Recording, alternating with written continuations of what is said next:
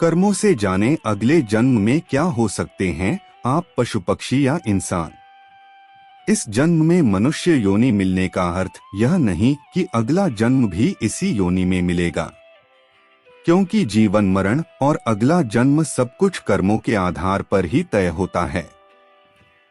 लेकिन कई बार गलत कार्य करने वाले यह सोचते हैं कि कोई उन्हें देख नहीं रहा है, तो क्या समस्या है। इसी आधार पर कई बार लोग दूसरों को हानि पहुंचाते हैं। कभी बेवजह किसी की हत्या कर देते हैं, तो कभी चोरी डकैती या फिर अपनों के साथ धोखाधड़ी। लेकिन क्या आप जानते हैं कि इन सारे कर्मों के गंभीर परिणाम हो सकते हैं। इनके आधार पर सियार, गिद्ध, सांप, गधा और कौछ योनि में जन्म मिल सकता है। तो कर्म थ्योरी के आधार पर कौन से कर्म से कौन सी योनि मिलती है, आइए जानते हैं।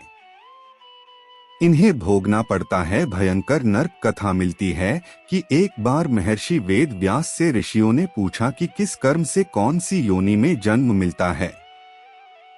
तब उन्होंने विस्तार पूर्वक बताया। वेद व्यास जी ने बताया कि जो भी व्यक्ति पराई स्त्री के साथ संबंध बनाता है, उसे भयानक नरक भोगना पड़ता है। इसके बाद एक अलग अलग योनियों में भटकना पड़ता है। ऐसे कर्म करने वाले बनते हैं भेड़िया। महर्षि वेद व्यास ने कहा कि हर स्त्री का आदर करना चाहिए, कभी भी किसी भी स्त्री को परेशान नहीं करना चाहिए, अन्यथा ऐसा करने वाले सबसे पहले भेड़िए के रूप में जन्म लेते हैं। इसके बाद वह कुत्ता बनते हैं, फिर सियार, गिद्ध, सांप, कौआ और बगुला बनते हैं। इन सभी योनियों में जन्म लेने के बाद उसे मनुष्य योनि में जन्म मिलता है। भूले से न करें ये कर्म, बनना पड़ेगा कौछ। महर्षि ने बताया कि बड़ा भाई पिता तुल्य होता है, इसलिए वह सदैव ही आदरणीय है। कभी भी किसी भी परिस्थिति में उसका अनादर न करें, अन्यथा कौछ नामक पक्षी के रूप में जन्म लेना पड़ता है। उसका जन्मकाल 10 वर्षों का होता है।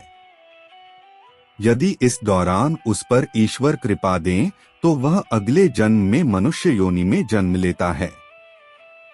इस कर्म से बनते हैं छछूंदर।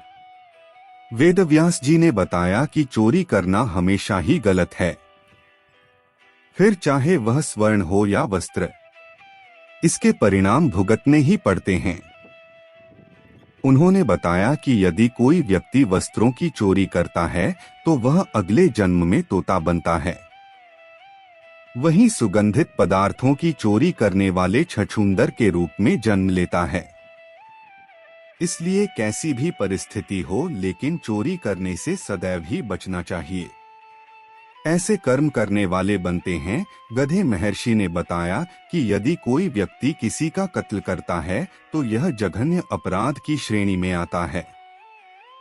ऐसा कर्म करने वाला अगले जन्म में गधा बनता है।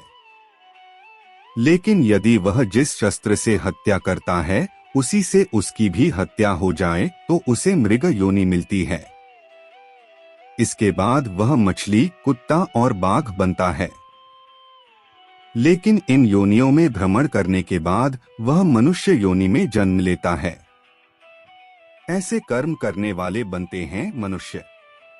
वेदव्यास जी ने बताया कि जो व्यक्ति सदैव दूसरों की मदद करता है, पशु पक्षी और अन्य जीवों पर दया करता है, जरूरतमंदों की मदद करता है और निस्वार्थ भावना से संचित धन का उपयोग धार्मिक कार्यों में करता है, तो ऐसे व्यक्ति अगले जन्म में मनुष्य योनि में ही जन्म लेते हैं।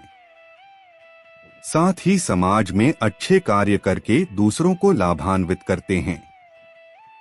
लेकिन धन के प्रति आसक्त मनुष्य अगले जन्म में सांप योनि में जन्म लेते हैं।